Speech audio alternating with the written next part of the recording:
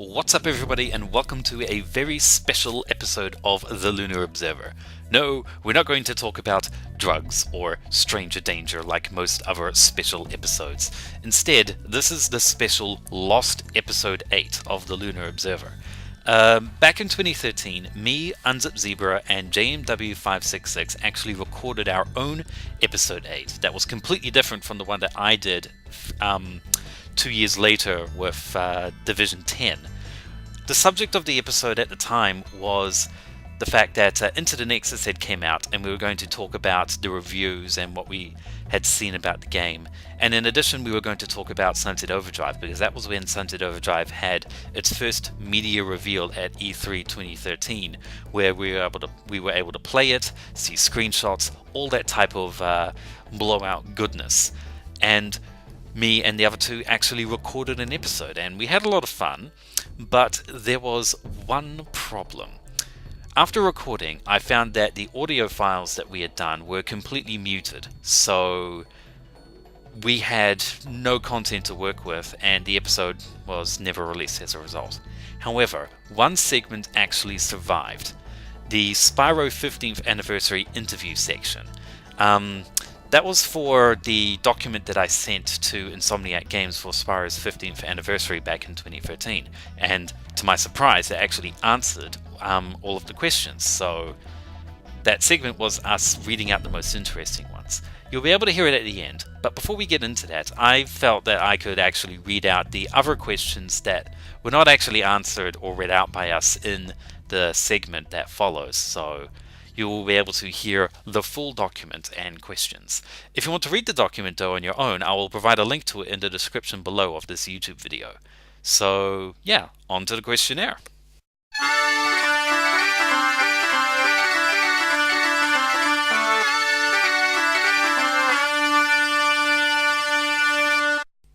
So the questionnaire was mainly answered by two people, John Fiorito, who is the COO of Insomniac Games, and Ted Price, who is of course the CEO of Insomniac Games. During the Spyro the Dragon games, John Fiorito was actually the art director, and he has been the art director for all titles since then. So the first question is, how did the idea for Spyro come about? John Fiorito answered, our original idea was for a serious game with a more realistic dragon. As we started production, we decided to make a more colourful game that would appeal to both older and younger players. We also felt this direction would stand out from the crowd. Why is Spyro purple? Fiorito answers, one reason, but not the only reason, was to help make Spyro easy to see. In a 3D platforming game, the player needs to clearly see the character he or she is playing. In general, our landscapes and castles were not purple, so Spyro stood out nicely in all the different worlds we created. Ted Price chimes in and says, I remember we created a bunch of colour variations for Spyro. While John is definitely right on when it comes to the practical aspects of Spyro's colour, I also think a lot of us thought purple just looked better. And actually, it was more than just the purple, it was the yellow-purple combo that really worked for us, i.e. purple body with yellow horns, belly and wing bones. It probably has a lot to do with the fact that purple and yellow are complementary colours, which goes back to John's point about Spyro standing out against the background. How was the portal background effect achieved? John Fiorito answers, one of my favourite pieces of Spyro tech.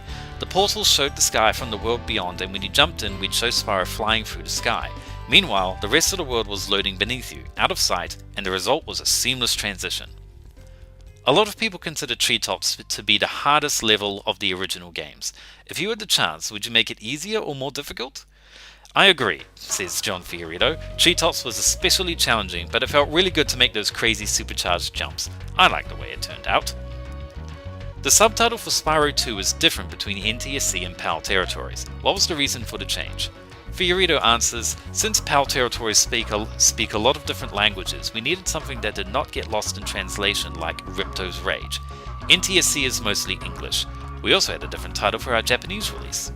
Spyro's voice actor changed from Carlos Alazraqui in Spyro 1 to Tom Kenny in Spyro 2 and 3. What was the reason for the change? Fiorito answers, we didn't feel like the original voice fit the personality we designed for Spyro, and a lot of our fans felt the same way, so we decided to make the change. From Spyro 1 to Spyro 2, many design aspects changed, such as Spyro's wings, the shape of the gems, dropping changing to hovering, and the pearl system changing to butterflies. Why were they altered? Fiorito says, "We always want to evolve our games and make them better. This applies to aesthetics, game design, and our tech. Minigames were the biggest new feature to Spyro in the second game. Why were they included? Was it tough to come up with new minigames for Year of the Dragon?" Fiorito answers, "When we worked on Spyro, we always had more ideas than time to put them in the game. Minigames seemed like a cool idea, and when we started prototyping them, we discovered a great way to add variety and fun." Fiorito also says that Brian Hastings came up with skill points for Spyro 2. One of the more subtle changes in Spyro 2 was Spyro having an angry expression during gameplay. Why was this given to him?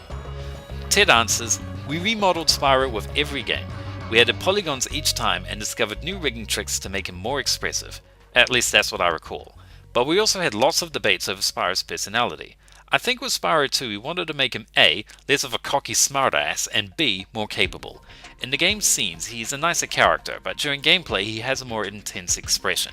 I suppose a lot of folks saw that as more of an angry grimace. Fortunately, Spyro never had real anger issues." Spyro 3 had some serious anti-piracy effects, such as removing gems and eggs without telling the player, and even practically resetting the game at the final boss. Are there any other measures that were included, and why were they? Fiorito answers, "Piracy is the same as stealing, and we wanted to make sure that people who own a copy of Spyro own a legitimate game, so we put a lot of effort into anti-piracy." The original game seemed to shift from a traditional fantasy fairy tale world in Spyro 1 to an off-the-wall parody of one in Spyro 3, sheep saucers, Rapunzel with a restraining order, etc. Was this a conscious decision, and if so, why was it done? Fiorito answers, "Instead of a conscious decision, I'd call it a natural evolution. As we pushed ourselves to try new game mechanics and ideas, we were okay letting go of parts of the original. If you look at all three games together, they are very consistent, but each one has a unique feeling. Even the original strayed from traditional fairy tale subject matter. We had race cars, biplanes, electricity puzzles, and a boss named after one of the Three Stooges." Spyro 3 introduced some interesting backstory, with the Forgotten Worlds once being the home of the dragons. Were there ever plans to expand on this? Fiorito answers, "Sure, if we decided to make Spyro 4, we would definitely have decided to expand Spyro's backstory. However, we followed up with Ratchet & Clank, and the rest is history." What were the challenges involved in adding 4 new playable characters and a skateboarding mode? Fiorito answers, "Quite a few. The new characters required custom controls, camera work, and levels that fit their new abilities. Skateboarding had all of the same challenges, plus we needed to make the levels extra large levels so that you could build up speed and jump super high." What was it like working with Stuart Copeland for the music? What do you think he brought to the games? Fiorito answers, "It was really cool because I grew up listening to his music and was a big fan. Spyro's soundtrack was very different from other games and made our fantasy worlds more fantastic." Ted says, "In addition to what John said, Stuart is an incredibly nice, down-to-earth guy. He was amazingly easy to work with and always open to suggestions. Of course, as everyone knows, he's a gifted drummer, but what most people probably don't know is that he's also a gifted guitarist, keyboardist, etc. He plays something like 20 different instruments. When he was recording the soundtracks for the first few games, I'm pretty sure he was the one actually playing all of the different instruments." What was the hardest aspect of the games to get right or working? Fiorito answers, "I was an artist on all 3 games and spent a lot of time trying to make jumping, gliding, and charging fit nicely into fairy tale castles." What was the most fun part about making the Spyro games? Fiorito answers, "For me, it was the satisfaction of making a game I truly believed in, and then the thrill of having people all over the world play and enjoy our games." What was the process used for designing a level's layout and design? Fiorito answers, "On all 3 games, a designer would draw a map with a pencil on graph paper. The map was a top-down view of the level and showed the location of buildings, natural features, enemies, and other gameplay mechanics. An artist would build a level and then a programmer would put in all the gameplay. Later we'd add gems, treasure chests, and sometimes secret areas." What do you think makes Spyro stand out from other platformers both back then and today? Fiorito answers, "Back then one of our biggest goals was the long draw. Our engine and level building process was all about showing vast worlds that did not fade into fog. The game stands up today because they are charming, fun, and challenging to play." Are there any interesting stories that you can recall from during the development of the 3 games? Fiorito answers, "I remember that when we were finishing the first Spyro, we'd have contests to see how fast we could make it through the entire game and defeat Nasty Nork, the final boss. I think our best time was under 30 minutes. What are you most proud of about the original 3 games? Fiorito answers that we made everything from the ground up and that we made a lot of people happy. Which of the 3 games do you feel is the best? Fiorito answers, "Each one is special, but I remember the first one the most because it was so new and different from anything I'd ever worked on." Is there anything that you would have liked to have done differently? Fiorito answers, in hindsight, I'm very happy and proud of what we did. And the final question, how has Spyro influenced Insomniac's later games? What did you learn from making them? And Fiorito answers, the colourful, stylized, and humorous presentation continues to be part of our DNA. So yeah, those are all the questions that were in the 15th questionnaire that I sent to Insomniac. So to hear the other questions, stay tuned after this short audio clip and you will hear me, Unzipped Zebra, and JMW566 give the final portion of content from Phase 2 of the Lunar Observer. I hope you enjoy it.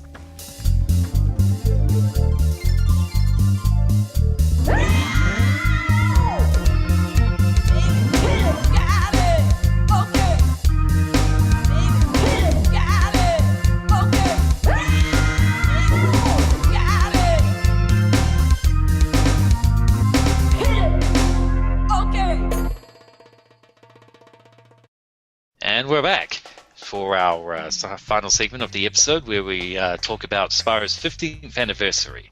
In particular, the questionnaire that we were able to send to Insomniac, which was very, very fun that they took the time to answer. And we are very thankful for that. We'll be uploading a link to the original documents that were sent, the answers, I should say. But here we will list off some of our favorite answered questions. One of the questions that was asked was, how many people who worked on the games are still at Insomniac? Where have the ones who are no longer there gone on to? And what was it? John Fiorito. Okay.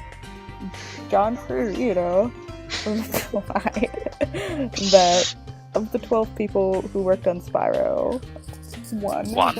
There were 4 of us still at Insomniac. Ted, Al, Brian, and me. Some people have moved on to other companies and others have discovered new careers. So that would be Ted Price, the CEO. Al and Brian Hastings are the other 2. 12 people creating a game. Like, the first Spyro is pretty crazy.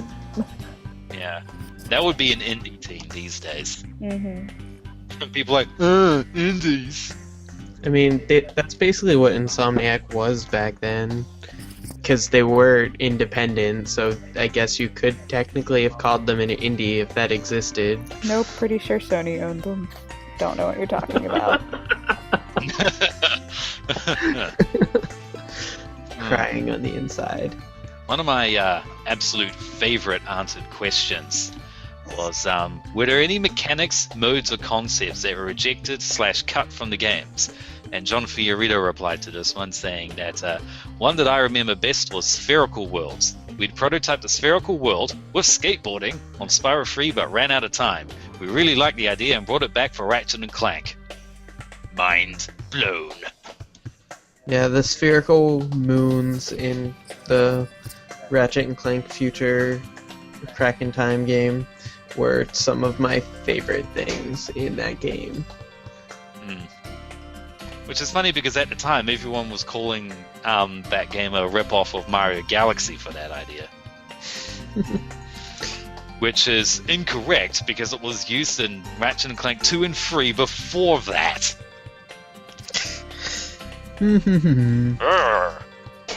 Clank sections don't matter. No, just like the points. One of the questions I thought was interesting was, the question was, your first game was a first-person shooter and Disruptor. How did you go from that to a more lighthearted platformer, and why? And Ted Price answered with, after we released Disruptor, Mark Cerny, our executive producer at Universal Interactive Studios, pointed out there's a big opportunity for family-friendly titles on the PS1. That idea resonated with us because after our initial brainstorming sessions, we realized that making a more lighthearted game would be a breath of fresh air to the more serious Disruptor. And I just think that's interesting because you kind of see that throughout their history, well, throughout their more recent history, where they went from Resistance and Ratchet and Clank sort of trading off, and then you get like Overstrike and Fuse kind of two sides of that coin, where they like started off one way and ended up another way. And now with Sunset Overdrive, it's kind of like a direct divergence from how Fuse got more serious, and they were just like, screw it, let it go. We're going to just make this irreverent game that's not serious at all. It's like cyclical. It's the anti-resistance. Basically. Another question that fans, well, a fair few fans I think would want to have answered is, were there any intentions of letting Spyro fly in all the levels at some point, like in Nasty's Loot? John Fiorito replied saying, not at all. If Spyro could fly, he could bypass all the enemies and platforming setups. Even in the flying levels, we added a timer to make it more challenging and fun to play, which is obviously the speedways. Nasty's Loot was a special reward for finishing the game, so we let you fly everywhere. So Cool. yeah, they never, that's like saying, in Ratchet and Clank, were you always intending to use the charge boots and have the thruster pack fly into the air or have unlimited fuel for the levitator? Well, no, that breaks the game. Anything else we need to mention? Want to mention? There was one which said that if they decided to make Spyro 4, they would expand on Spyro's backstory, considering, the Forgotten Worlds were once the home of the dragons. But then Ratchet and Clank came along, and the rest is history. Don't you mean the Forgotten Worlds were the home of the Lombaxes?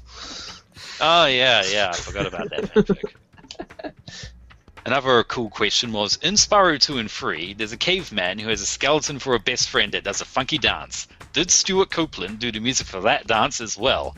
And Ted Price replied saying, yes, he wrote and performed all of the music in the games.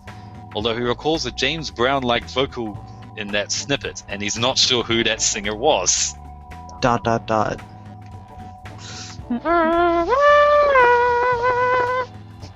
Well, judging from the Insomniac Games anniversary music video, it probably wasn't Ted himself. No, probably not. Or Beatwin, even if he was employed at the time. I'm pretty sure Otherwise Beatman was like 6 at the time, so... Oh yeah, because the video, of course, is about the 90s and the todaysies coming together in the form of Ted and Brandon.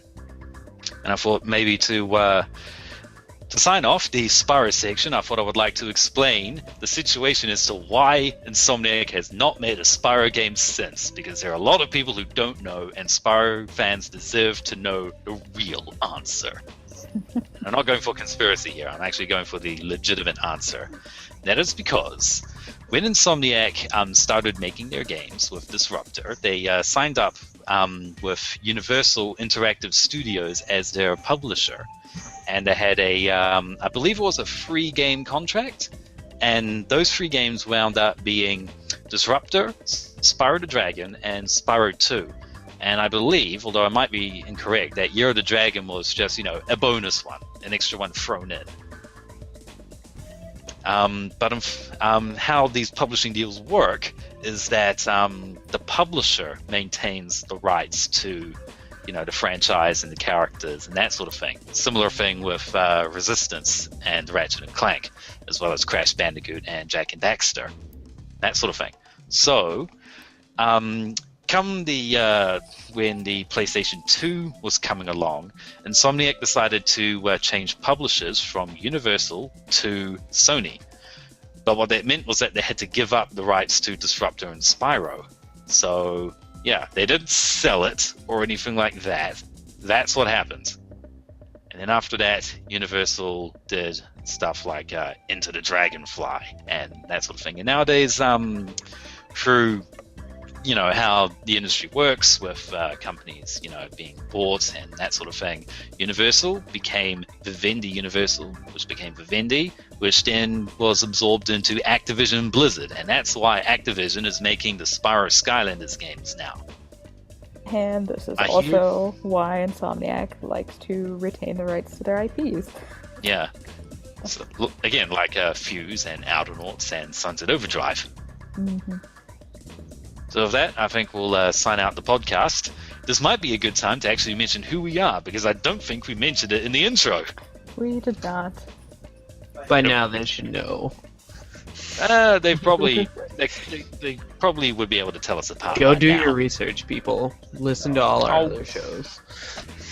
Oh yeah, every single one. By Fisco. I mean, well, what was that guy's name? Grumblebrick. I am Kebabs on the Insomniac forums. I am Unzipped Zebra. I'm JMW566 on the forums. You can call me Jay, Josh, whatever you feel like. Jay sounds pretty And gay. I am your father. That was episode 8 of the Lunar Observer. We'll see you next time, whenever there's any big Insomniac news to talk about. Hashtag should have drunk overcharge. See you later. Come on, Ashley, say bye. Bye. Yeah, there we go.